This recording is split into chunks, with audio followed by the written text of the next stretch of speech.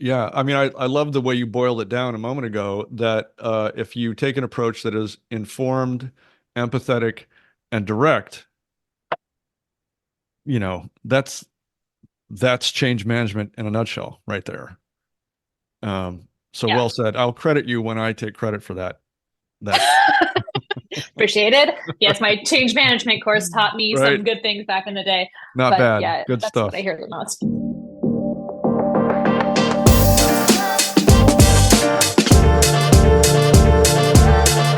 I'm here today with Rachael Nazzaro, who is a senior solutions engineer at Slack. And just to be fully transparent, I've been hoping for an opportunity to talk to somebody senior at Slack for some time. So Rachel drew the short straw, and here we are. Um, all that to say, thank you. Thank you for joining me. I'm really looking forward to this conversation. Me too. Thanks for having me. For sure. So, could you tell us what a senior solutions engineer at Slack does? Yeah, absolutely. A solutions engineer at Slack, whether senior or not, basically has the wonderful responsibility of sitting down with customers who are either brand new to Slack or considering upscaling their product with us. And I get to listen to their company goals and objectives and what they want to accomplish. And I'll sit down with my team or myself and come up with solutions for how they can accomplish those particular goals within Slack as a product itself. Okay. I mean, I speak with people who have similar titles fairly frequently, Mhm. and it's hard to tell whether they're more on the technology and development side, engineering side, or on the customer side. It sounds like you kind of sit right in the middle of all those things. I would say I'm a little bit more customer leaning. I wouldn't say I speak to technical concepts quite often in my role, but I don't build custom things aside from demos. That's so I can show the customer exactly what it would look like in their seat if they were to implement this idea that I have. But I have to speak to these technical components quite a bit. Gotcha. Can you give us an example of some sort of typical conversation slash solution you might be working on without giving away anything you shouldn't, of course? Oh, yeah, of course. I mean, the most common conversations that I have just from a very general level, if it's for, say, a customer who's brand new to Slack, it's really giving them an idea of what the platform looks like and then having a nice conversation with them about where are things getting bottlenecked right now? What kind of friction points are you running into in your organization and what goals do you have to better increase these things? And it doesn't even have to be communication based, it could be really anything.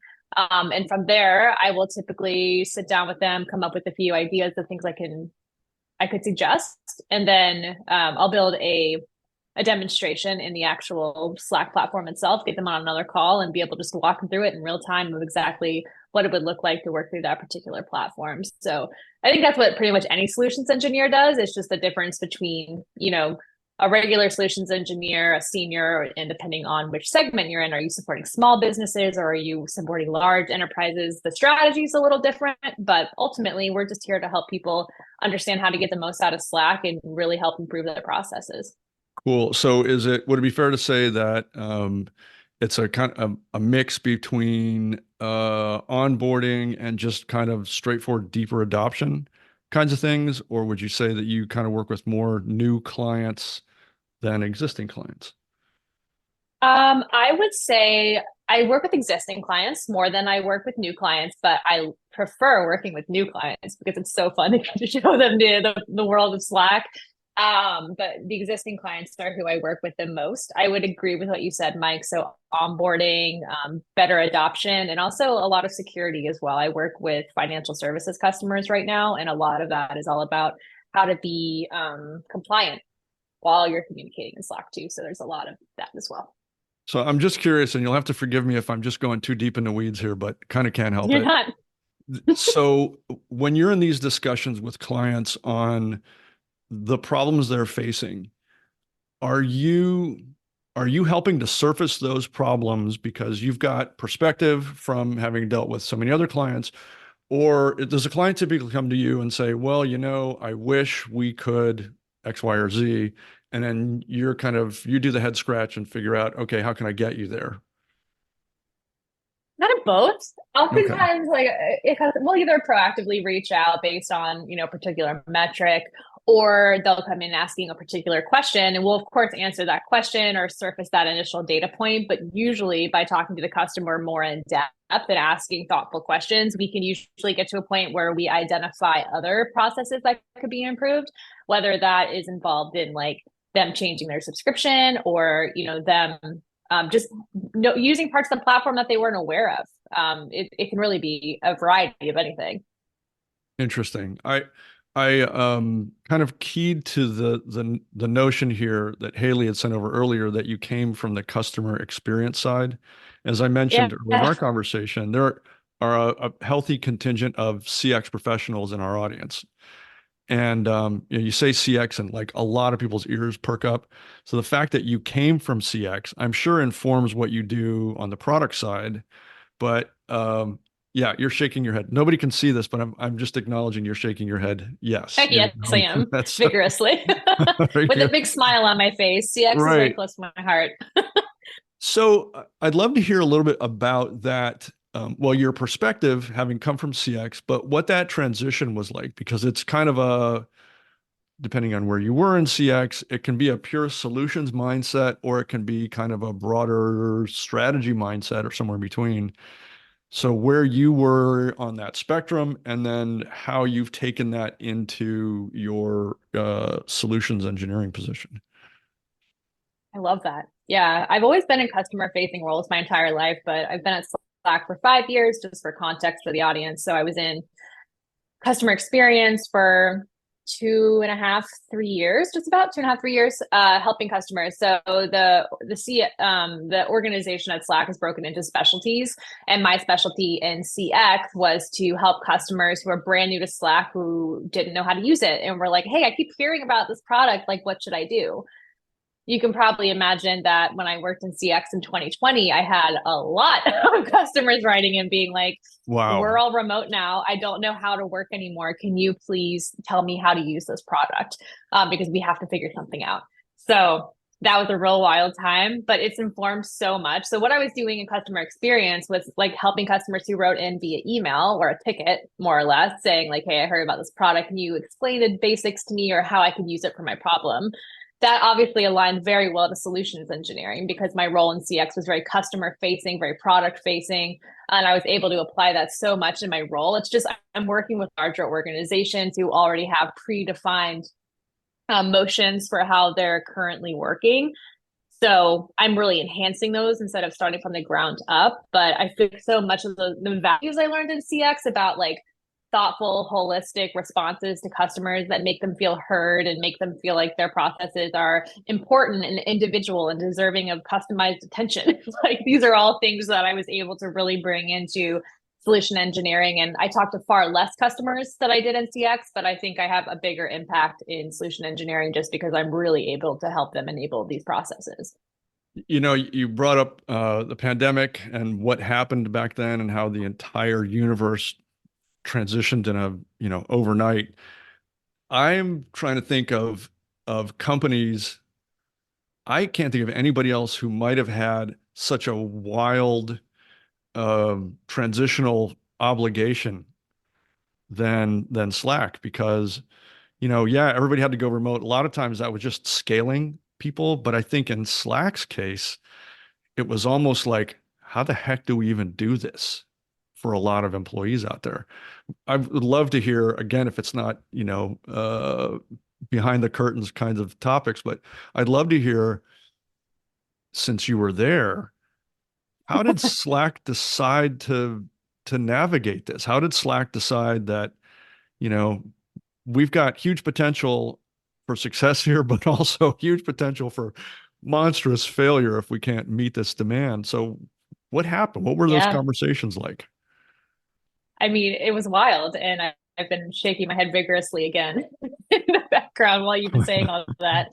I mean, I think the key context here is I don't know what happened in my own department and the reaches of my own experience. But I will say one of the things I love most about Slack, aside from the product, is how scrappy and like human focused and empathetic and just personable Slack employees are. And our brand is so like what you see in Slack.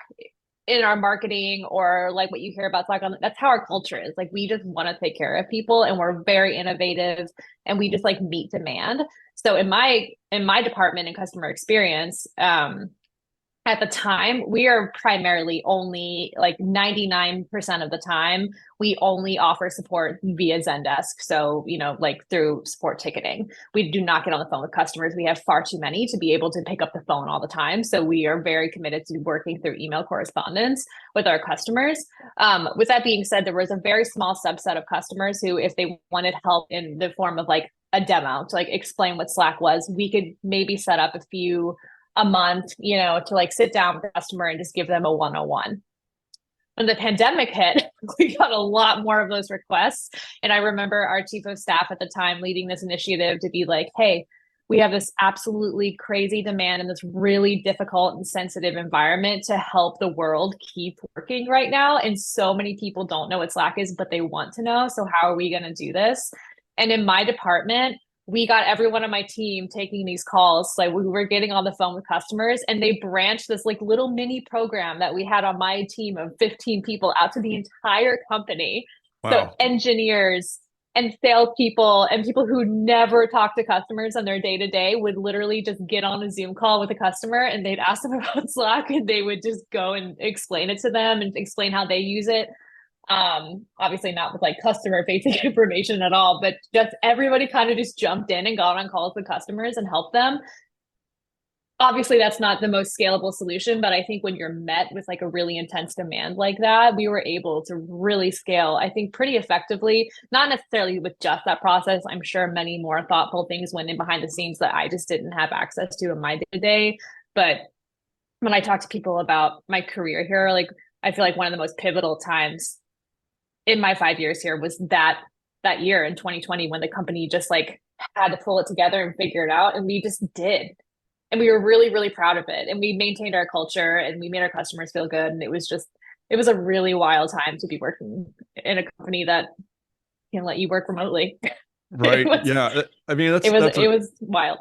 it's a great story. I've talked to, I don't know how many companies that had to navigate the pandemic one way or another. And it seems like the companies that really did it well were either kind of pre-prepared for this because, they just serendipitously had stuff aligned that let them kind of keep flowing, or that they were just super scrappy.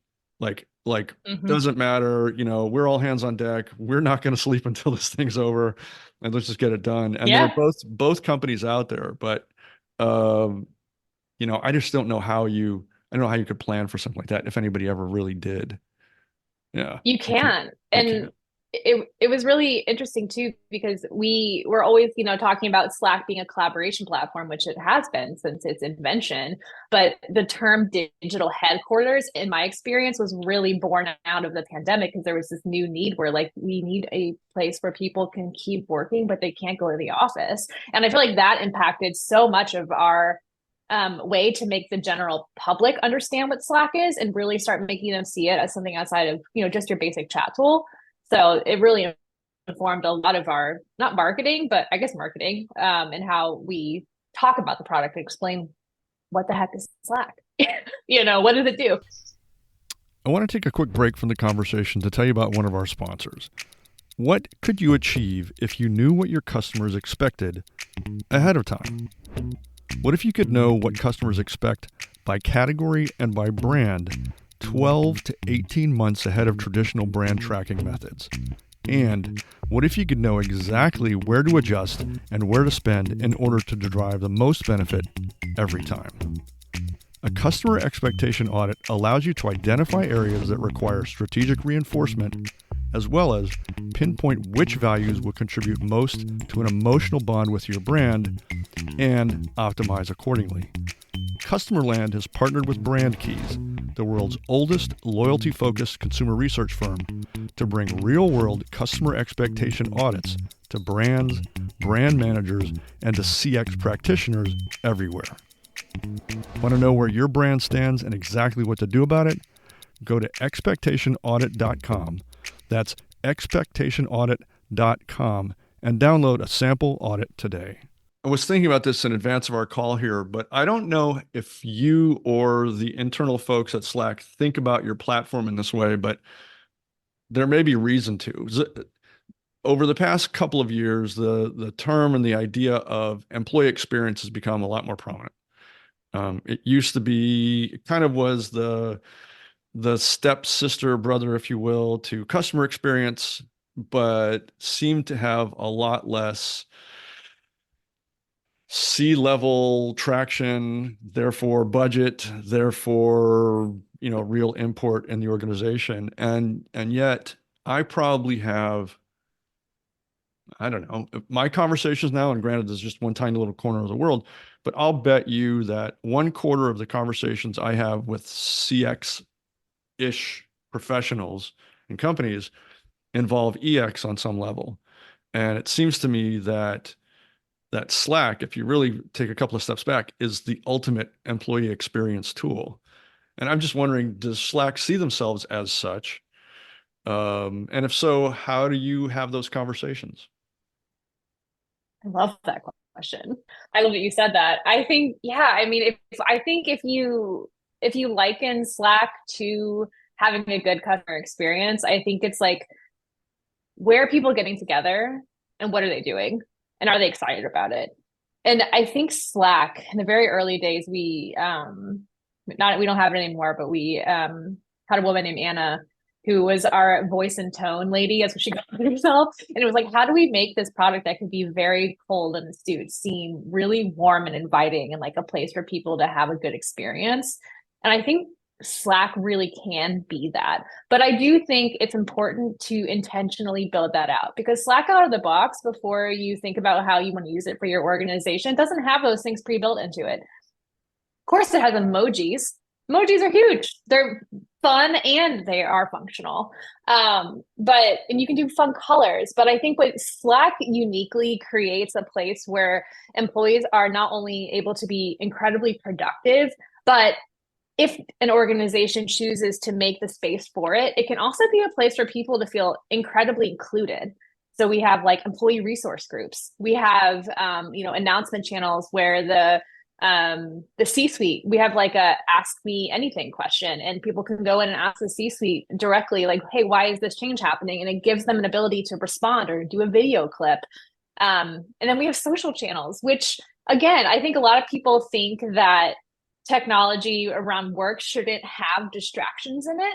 And I agree, like there has to be a boundary, but I really think when you have employee resource groups and you have community-based channels, whether they're social or something else, people have an ability to like be themselves, their authentic selves at work, and talk to people that they normally wouldn't talk to because they're commenting on their coworker's really cute dog picture, or they're asking for tips on their favorite video game. You know what I mean? Like I don't want to say that like Slack is like a tool where all you do is socialize all day. It's definitely not the case.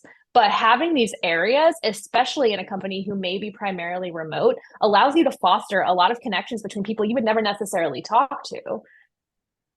Like a Yeah, classic so I'm example that I nodding my head love vigorously sharing. too here. So I got asked this for another article I was talking to, and I love talking about this story. So if we're talking about like employee satisfaction and feeling belonging, and like maybe you work in a remote organization, you feel like you don't have as much room for advancement because people aren't seeing you at your desk every day. They're not seeing what kind of questions you're asking or what kind of work you're outputting, and how Slack can help remedy that. I've met so many cool people at Slack through community-based channels. For example, my first couple of years at Slack, there was an Animal Crossing channel, like the Nintendo video game, and our now VP of product used to host people like her, like no people at way. Slack could go and visit her Animal Crossing island, and she would like set it all up so people could come and get gifts, and you could like talk to her, and it just like really levels the playing field for people to Right. like make these connections with people that you don't have to feel so awkward about. And it's like, oh yeah, I can go talk to Ali, or I can go talk to Kristen, who are these very high up people at my organization, and they're humans. They're not, C-suite executives who I'm too scared to talk to. They're just people who I can have something in common with. And then when I have something work related, I already have that relationship built. Right. Right. So it fosters a lot of really natural networking, and also your ability just to get work done too. Like I love it. I think Slack is a really vibrant product, and I think it really does help a lot with employee engagement and like satisfaction because it fosters such an authentic platform for people to do things they like and meet people with similar minds. I don't know if this is an answerable question. I don't even know if it's actually a real question, but I'm curious to know whether Slack in its original inception was really intended to design to foster those kinds of that kind of familiarity rather than just, it's just a great efficient communications channel because, layering in human emotion and all of our, societal, I'm just going to say stuff, and psychology into that. First of all, it's a huge undertaking to understand it and make sure you don't blow it. But what you've built as a result of that really does foster that kind of inclusivity, inclusion, belonging, and ability to talk to people like we're just doing right now. Yeah, totally. Yeah, I told Honestly, you that like wasn't going to be a real question. I'm sorry, but no, it's interesting because like I think like I wasn't there obviously when the founders of Slack were trying to I know, and Haley, you might have to like correct me on this if I'm wrong, but my understanding is from like my onboarding days is that Slack was created because Stuart and Cal and some of the other founders were making a video game. um, and they needed a place to organize. So they created Slack as a way to like help them organize their project of creating a video game. And it really, I think it came out of a desire to be very organized and have organized conversation type folders or just topic based areas. But I also think that the founders of Slack and anyone who's subsequently come, especially on a C-suite level, have so much gumption. I don't know another word to use, but I think that the people at this company have really infused Slack with that, and they've made sure that that vibrancy and that gumption really feeds into the product. And I think they've done a really good job keeping it that way. And it's become that.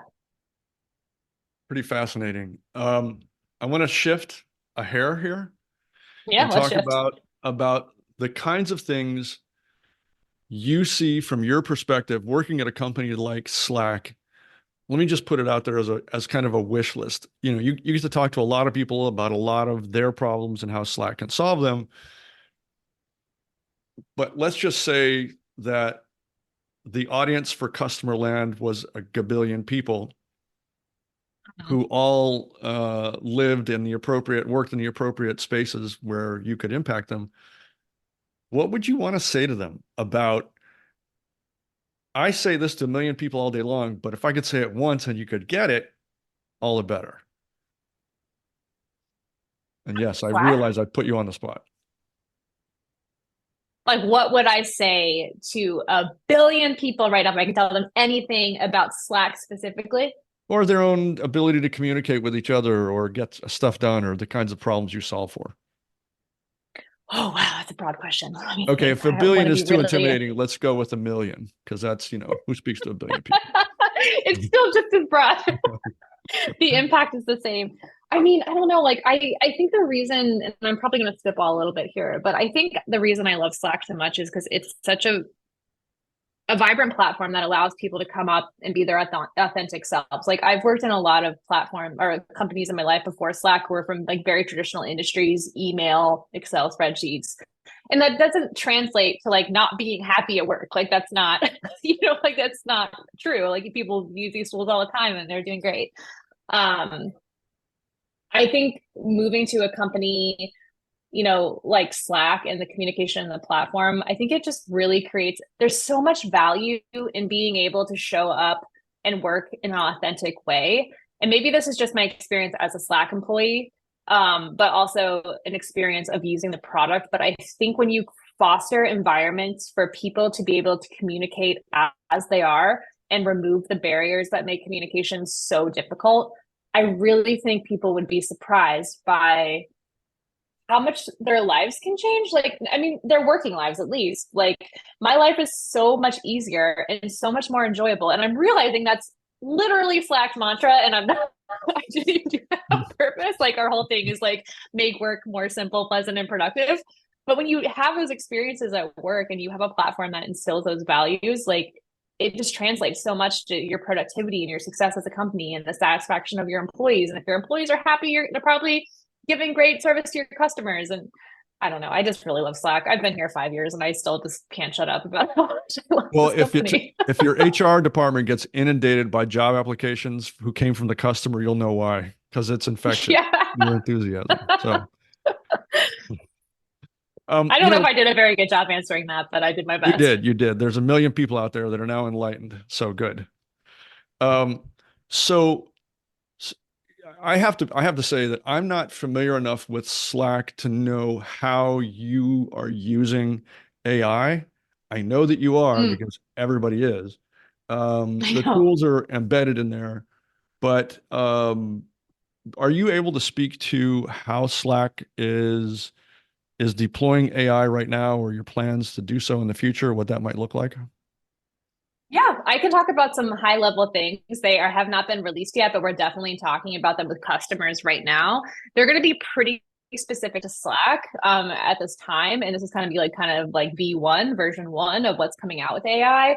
But I think it's going to be pretty cool. So this may be specific to Slack. So if you don't use Slack, this won't make much sense. Um, So the but solution there some is to things I'm use really Slack, excited. and then it'll be appropriate.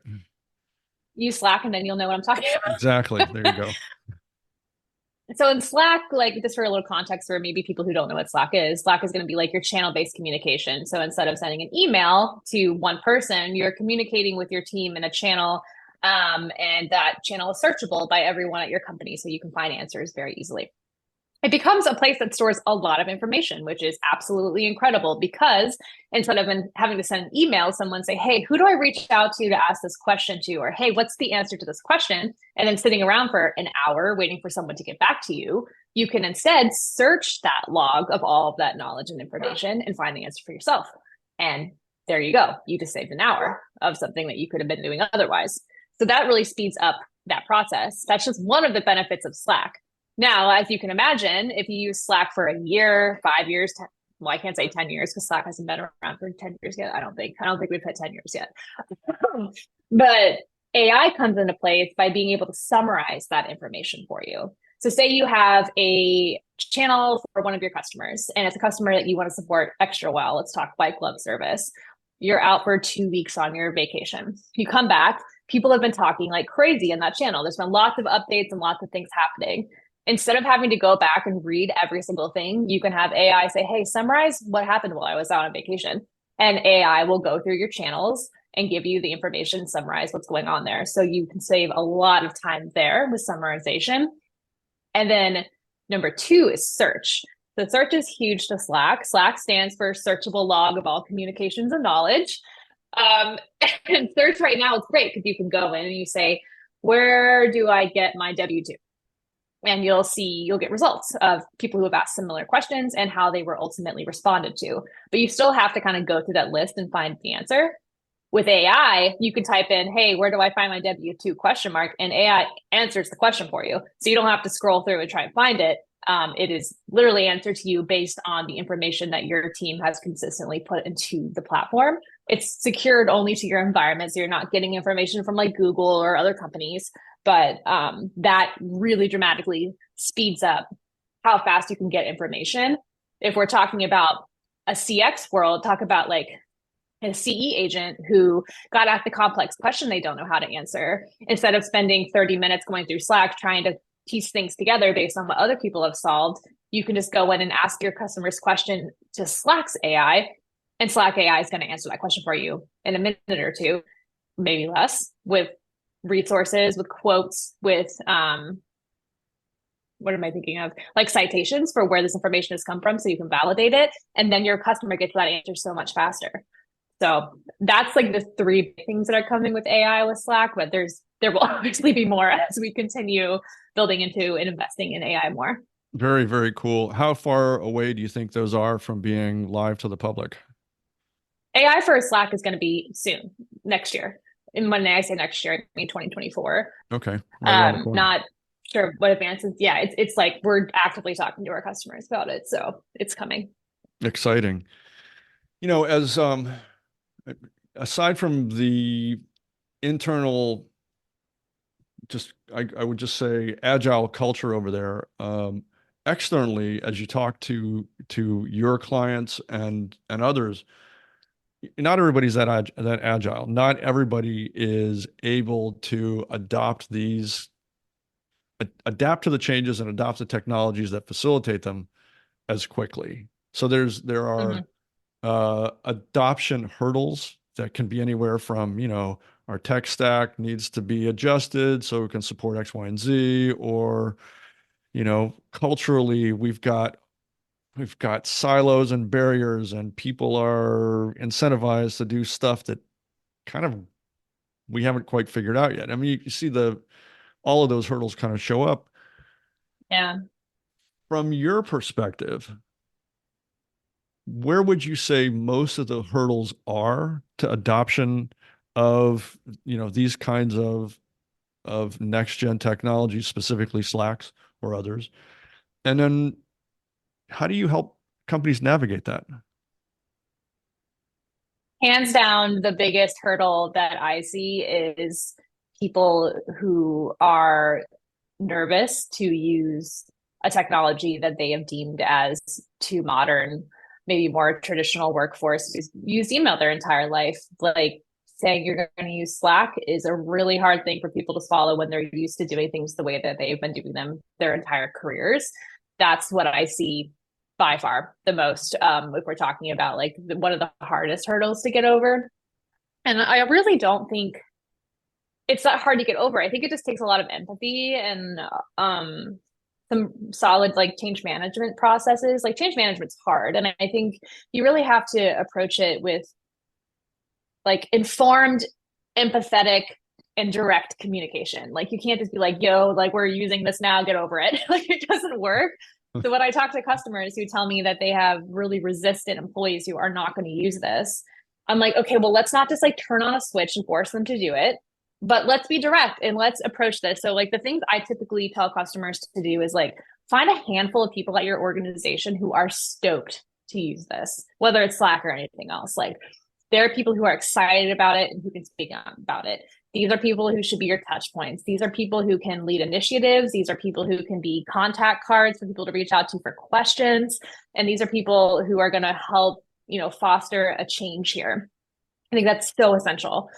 The other thing is like a phased approach. I mean, in Slack in particular, like maybe you don't have to go and roll out Slack to your entire company. Maybe start with your engineers and your dev folks and, maybe sales or something like that. People who are more open to it and who could get the most immediate impact. And start in departments and roll it out in phases. And I think that really kind of helps too, because then you can build the momentum up. You can start at a smaller scale and then figure out what's going wrong, what's going right, and make those changes. Slack is so flexible. There's nothing that's like inherently wrong with the product. If you don't like how something is working, then you can change it and you can change the process to be something better, which I think leads me to my next point, that feedback is so, so important. And I think that's important in any change management solution, is like not forcing things down people's throats, but like doing a phased approach and saying, hey, we're building feedback. We're starting this now. We're going to do it for a month and have resources, have places for people to give feedback about their experience so you can listen to it and change things to make sure that people are being met the way that they want to be met.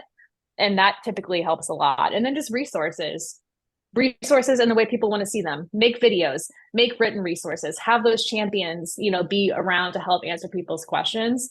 Those are usually the things that I recommend. And when people are thoughtful just a little bit when they start this out, it's really not that big of a deal. Like I think people, especially since we got purchased by Salesforce, I think people liken Slack a lot to having a very, very robust implementation process. If you have to hire someone to get Slack off the ground. It's definitely not the case. Like you really just need a thoughtful foundation, and it will grow from the seeds you plant because people will know how to use it correctly.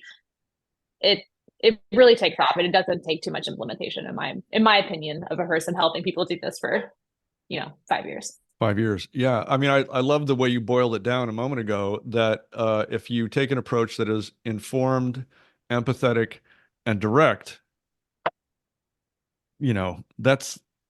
that's change management in a nutshell right there.